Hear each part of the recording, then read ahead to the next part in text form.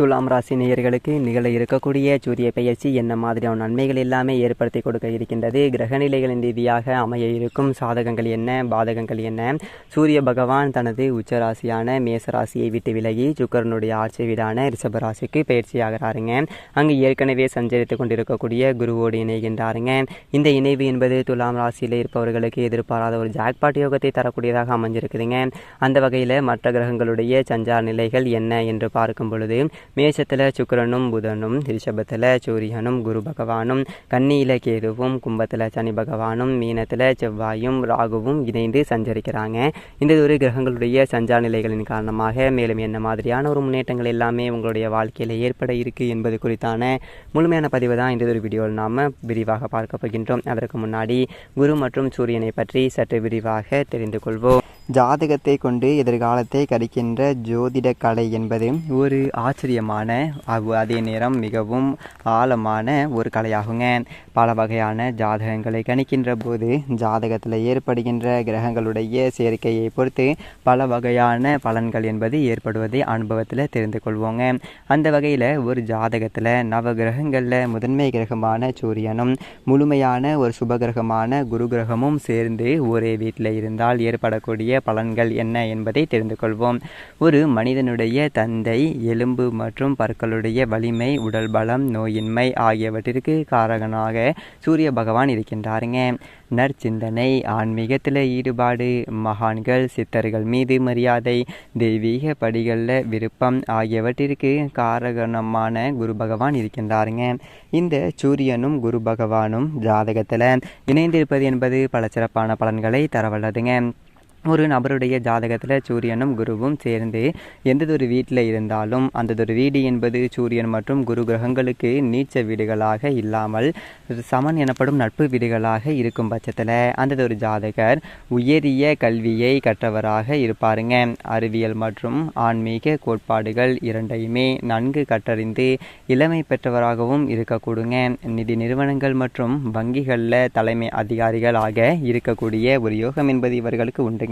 சிலர் அரசாங்கத்தின் நிதி அமைச்சர் பதவியை வகிக்க கொடுங்க. சிலர் கல்லூரிகளில் பேராசிரியர்களாகவும் பணிபுரிவார்கள். சூரியன் குரு இரண்டும் சேர்ந்து ஒரே வீட்டில் இருக்கக்கூடிய ஜாதகத்தார்களுக்கு சிலருக்கு தங்க நகைகள் சார்ந்த தொழில் வியாபாரிகளில் ஈடுபட்டிருக்கக்கூடிய குடும்பங்களில் இருந்து வாழ்க்கை துணை என்பது அமைய பெறுவார்கள். இரட்டை குழந்தைகள் பிறக்கின்ற இத்தகைய ஜாதகத்தாருக்கு அதிகம் உண்டுங்க. ஆன்மீக ஈடுபாடு என்பது அதிகம் உள்ளதால் ஒரு சிலர் மக்களுக்கு நன்னெறிகளை காட்டக்கூடிய ஒரு ஆன்மீக குருவாகவும் மகான்களாகவும் உயர்வார்கள். சூரியன் உலக இயக்கத்திற்கு மிக முக்கியமான ஒன்றாக இருக்கின்றது. அதன் சக்தியால் தான் ஜீவராசிகள் என்பது பயன்பெற்று வளர்கின்றன. கோடை, குளிர், மழை போன்ற பருவ மாற்றங்களில் கூட சூரியனாலேயே ஏற்படுகின்றது. அத்தகைய சிறப்புமிக்க சூரியனை நம்மவர்கள் வழிபாடு செய்வதை வழக்கமாக கொண்டுள்ளனர். சூரியனை வழிபாடு சமயத்திற்கு சௌமாதம் என்று பொருளுங்க. சூரியன் சிவபெருமானுடைய வலது கண்ணாக இருப்பதாக கிரகணங்கள் கூறுகின்றன. சூரியனை சிவனோடு ஒப்பிட்டு சிவசூரியன் என்றும், விஷ்ணுவோடு ஒப்பிட்டு சூரிய நாராயணன் என்றும் அழைப்பார்கள். சிவபெருமானை நோக்கி கடுமையான ஒரு தவம் இருந்த சூரியன் கிரகப்பவம் எனப்படக்கூடிய ஒரு பேரும் 1000 கிரகங்களோடு ஒளி மண்டலத்தில் உலா வரக்கூடிய ஒரு உயர்வையும் பெற்றாருங்க. சூரியன் மேசம் முதல் மீனம் வரையிலான 12 ராசிகளிலுமே செல்வார். அவர் ஒரு ராசியில் இருந்து அடுத்தது ஒரு ராசிக்கு செல்லும் பொழுதுதான் மாத பிறப்பு என்பது நிகழ்கின்றது. சூரியன் பச்சை நிறமுடைய 7 குதிரைகள் பூட்டிய ஒரு தேரில் வலம் வருகின்றார். அந்த ஒரு தேருக்கு ஒரே ஒரு சக்கரம்தான் உண்டு. இந்த குதிரைகள் பூட்டிய தேரை ஓட்டுபவர்களுடைய பெயர் கர்ணன். இவருக்கு கால்கள் கிடையாது. இவர் திருமாலுடைய பெரிய திருவடி என்று போற்றப்படக்கூடிய கருட பகவானுடைய அண்ணனாவார். சூரியனுடைய ரதம் என்பது பொன்மயமானது. அந்த ரதத்திற்கு 5 ஆரங்களும் 3 நாடிகளும் உண்டு. 3 நாபிகளும் 3 காலத்தை குறிக்கும். சூரிய சக்கரத்தில் உள்ள 6 கட்டைகளுமே 6 ரிதுக்களை குறிக்கின்றன. சக்கரத்தின் மேல் பாகமும் கீழ்பாகமும் உத்ராணியம் தட்சியாயத்தை குறிக்கின்றது. சூரிய பகவான் தன்னுடைய தேரில் 4 பட்டணங்களை சுற்றி வந்து காலை, மதியம், மாலை, அர்த்தராத்திரி என்று காலங்களை உண்டாக்குகின்றார். அதே போன்று குரு பகவானை பொறுத்தவரைக்கும் ஜோதிட சாஸ்திரத்தின்படியும் ஆன்மீக ரீதியாகவும் குரு பகவான் ஞானத்திற்கு அதிபதியாக கருதப்படுகின்றாருங்க. திருமணம் போன்றவை தடையின்றி நடக்க, நல்லதொரு வேலை கிடைக்க, உயர் கல்வி பெற என வாழ்க்கையில் முக்கியமான நிகழ்வுகளுக்கு குருவினுடைய அருள் என்பது மிக முக்கியமுங்க. இதனை குரு பார்க்க கோடி நன்மை என்பார்கள். குரு பகவானை நாம் சென்று தரிசிப்பது என்பது கோடி நன்மைகளையும் புண்ணியங்களையும் தரும். அல்லது குருவினுடைய பார்வை என்பது நம்மீது விழுவது கோடி நன்மைகளை தருங்க. வாழ்க்கையில் முன்னேற்றம் என்பது பலவிதமான ஒரு நன்மைகள் பெறுவதற்கு குருவினுடைய ஆசி என்பது மிக அவசியமாகுங்க. குருவினுடைய பார்வை என்பது இருந்தால் எப்படிப்பட்ட ஒரு பிரச்சனையாக இருந்தாலும் அதிலிருந்து மீண்டு வர முடியும் என்பது ஐதீகம்ங்க. ஆன்மீகத்தில் 2 பார்வைகளுக்கு மட்டுமே கோடி நன்மைகள் கிடைக்கும் என்று கூறப்படுகின்றது. ஒன்று குரு பார்வை, மற்றொன்று கோபுர தரிசனம். இதில் குருவினுடைய அருள் என்பது வாழ்க்கைக்கு எந்த அளவிற்கு முக்கியம் என்பதற்கு உதாரணமாக ஒரு கதையும் சொல்லப்படுவது உண்டுங்க. குருவான பிரகஸ்பதியிடம் தெய்வீக தன்மைகள் என்பது சாஸ்திரங்கள் பற்றி அறிந்து கொள்வதற்காக சந்திர பகவான் சென்றார். குரு பகவானும் தனக்கு தெரிந்த அனைத்து சாஸ்திரங்களையுமே சந்திரனுக்கு கற்றுக் கொடுத்தார். அனைத்து சாஸ்திரங்களையுமே கற்றுக்கொன்ற சந்திரனுக்கு தனக்கு தான் அனைத்துமே தெரியும், தானே அனைத்தையுமே தெரிந்தவன் என்ற ஒரு ஆணவம் என்பது ஏற்படுகின்றதுங்க. சந்திரனுடைய ஆணவத்தை அடக்க வேண்டும் என குரு பகவான் முடிவு செய்கின்றார். இதனால் சந்திரனை அழைத்து பூமியில் தற்போது பிறந்த குழந்தையினுடைய ஜாதகத்தை கணித்து சொல்லும்படி கூறினார் குரு. சந்திரனும் அந்த குழந்தையினுடைய ஜாதக கணக்குகளை ஆராய்ந்து எழுதினார். அந்த குழந்தை 1 வயது நிறைவடைந்ததும் பாம்பு கடித்து அந்த குழந்தையானது உயிரிழந்துவிடும் என்பதையும் கணித்து சொன்னார் சந்திரன். கணித்தபடி அந்த குழந்தைக்கு 1 வயது முடிவதற்கு சில நிமிடங்கள் மட்டுமே மீதம் இருந்தது. அந்ததொரு சமயத்தில் சந்திரனை அழைத்து கொண்டு வான வீதியில உலா சென்றார் குரு பகவான். அந்த குழந்தைக்கு என்ன நடக்கப் போகின்றது என்பதை இருவருமே கவனித்து கொண்டிருந்தனர். சந்திரன் கணித்தபடி அந்த குழந்தை படுத்திருந்த தொட்டிலில் சங்கிலியின் மேலிருந்து ஒரு பாம்பு ஒன்று வளைந்து நெளிந்து குழந்தையை நோக்கி வந்து கொண்டிருந்தது. தான் கணித்தது சரியாக நடக்கிறது என்றதொரு இருமாப்புடன் குரு பகவானை பார்த்து சிரித்தார் சந்திரன். ஆனால் குரு பகவான் அந்த குழந்தையையே பார்த்து கொண்டிருந்தார். தன்னை நோக்கி வரக்கூடிய ஏதோ ஒன்று பளபளப்பாக வருவதை பார்த்த குழந்தையானது அதை பிடித்து விளையாட முயற்சித்து உற்சாகத்தில் கை கால்களை வேகமாக அசைக்க துவங்கியது. இதனால் தொட்டில் வேகமாக ஆடத் துவங்கியது. குழந்தையை நோக்கி வந்த பாம்பினுடைய தலை என்பது எதிர்பாராத விதமாக தொட்டில் பகுதியில் ஒரு துளைக்குள் மாட்டிக்கொண்டது. தனது தலையை மீட்க முயற்சியில பாம்பு வேகமாக தனது உடலை சங்கிலியுடன் பின்னி முன்னும் பின்னும் அசைக்க துவங்கியது. இதை பார்த்து குழந்தை மேலும் உற்சாகமாக குதிக்க துவங்கியதால் தொட்டில் இன்னும் வேகமாக அசைந்தது.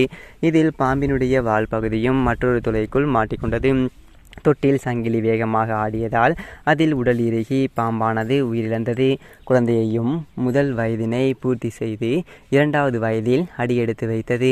இதை கண்டு அதிர்ச்சியும் தனது தோல்வியை ஏற்றுக்கொள்ள முடியாமல் கோபமும் கொண்டார் சந்திரன் பகவான். தான் கணித்தது குழந்தை ஜாதகத்தை மீண்டும் சரிபார்த்தார். கணிப்பு என்பது சரியாகவே இருந்தது. இதனால் பதற்றத்தில் ஜாதகத்தை குரு பார்வை கூட இல்லையே, அப்புறம் எப்படி குழந்தை என்பது உயிர் பிழைத்தது என குரு பகவானிடம் கேட்டார். அதற்கு புன்னகையுடன் அமைதியாக பதிலளித்த குரு பகவான், ஜாதகத்தில் குரு பார்வை இல்லை என்றால் என்ன? அதுதான் நான் நேரிலேயே வந்து எனது முழு பார்வையையும் குழந்தையின் மீது செலுத்தி கொண்டிருந்தனே, அதனால் தான் இது நேர்ந்தது. உனது ஜாதக கணிப்பானது தவறில்லை, ஆனால் அதனால் வந்த ஆணவம்தான் தவறு என சந்திரனுக்கு அவருடைய தவறினை எடுத்து கூறி உணர்த்தினார் குரு பகவான். தனது தவறை உணர்ந்த சந்திரனும் குருவினுடைய பார்வைக்கு இருக்கக்கூடிய மகிமையை புரிந்து கொண்டார். இவ்வளவு மகிமைகள் கொண்ட சூரியனும் குருவும் இணைந்து சஞ்சரிக்கக்கூடிய இந்த காலகட்டங்களில் இவ்வளவு மேன்மைகள் கொண்ட குரு மற்றும் சூரியனுடைய இணைவின் காரணமாக துலாம் ராசி நேயர்களுடைய வாழ்க்கையில் மேலும் என்ன மாதிரியான ஒரு சாதகங்கள் எல்லாமே ஏற்பட இருக்கு என்று பார்க்கும் பொழுது, இதுவரை 7ஆம் இடத்துல இருந்து ராசியை பார்த்த குரு அஷ்டம இடத்திற்கு சென்று விட்டாருங்க என்று கவலை கொள்ள தேவையில்லைங்க. எல்லா எதிர்மறை விஷயங்களிலுமே மறைமுகமான ஒரு நேர்மறையான விஷயம் ஒன்று உண்டுங்க. குரு 3, 6க்கு உரியவர். 6க்குரியவர் 8ல் மறைவது என்பது விபரீத ராஜயோகம் என்று சொல்வார்கள். ஆகையால் குரு மறைவது என்பது ஒரு ஒரு விதத்தில் நல்லது என்று தாங்க சொல்ல வேண்டும். அதே சமயம் அவருடைய பார்வை என்பது உங்களுடைய தன குடும்ப ஸ்தானத்தில் விழுவதால் தொழில், பணவரவு, கொடுக்கல் வாங்குதல் முதலியவை சிறப்பாகவே இருக்குங்க. கவலை என்பது வேண்டாங்க. அதே போலவே பஞ்சமஸ்தானத்தில் இருந்த செவ்வாயானது 6ஆம் இடத்துல வந்திருப்பது என்பது நல்லது தாங்க. வீடு வாங்குதல், ரியல் எஸ்டேட் தொழில்களில் உள்ள சிக்கல்கள் என்பது நீங்கி நல்லதொரு முன்னேற்றத்தை ஏற்படுத்தி தரக்கூடிய ஒரு விதத்தில் அமைய இருக்கின்றது. துலாம் ராசி நேயர்களுக்கு இந்த ஒரு காலகட்டங்களில் உங்களுடைய கைக்கு வர வேண்டிய பணங்கள் என்பது வந்துவிடும் என்பதால் நீங்கள் கவலைப்பட வேண்டிய எந்ததொரு அவசியமும் இல்லை என்பதை கிரக நிலைகள் உறுதியளிக்குதுங்க. துலாம் ராசி நேயர்கள் மேலும் என்ன மாதிரியான ஒரு விஷயங்களில் கொஞ்சம் கவனமாக இருக்க வேண்டும் என்று பார்க்கும் பொழுது, கிரக நிலைகள் சற்று மாறுபாடாக இருப்பதால் மறுபடியும் நீங்கள் எச்சரிக்கையோடு இருக்க வேண்டுங்க. உடல் நலன்களில் கொஞ்சம் கவனம் தேவை. சிறு சிறு உடல் உபாதைகள் வந்து போகுங்க. குரு 8ஆம் இடத்துல மறைவதால் குடும்ப ஒற்றுமை என்பது குறையலாம். வெளியூர் பயணங்கள் பெரிய அளவில் பலன் என்பது தராது. குழந்தைகளுடைய விஷயங்களில் மன வருத்தம் என்பது ஏற்படலாங்க. அதிக முதலீடுகள் என்பது இப்போதைக்கு வேண்டாம் என்பதை கிரகநிலைகள் மீண்டும் மீண்டும் உங்களுக்கு அறிவுறுத்துதுங்க. தேவையில்லாமல் பெரிய அளவிற்கு எந்ததொரு பண வார்த்தையும் வைத்துக் கொள்ள வேண்டாம் என்பதை கிரகநிலைகள் உங்களுக்கு அறிவுறுத்துதுங்க. துலாம் ராசி நேயர்களுக்கு கிரகநிலைகளின் ரீதியாக கூறப்படக்கூடிய பரிகாரம் என்ன என்று பார்க்கும் பொழுது, இந்ததொரு காலகட்டங்களில் உங்களுக்கு முருகப்பெருமானை வழிபட அனைத்து விதமான நன்மைகளும் உங்களுக்கு கிடைக்கும். நன்றி.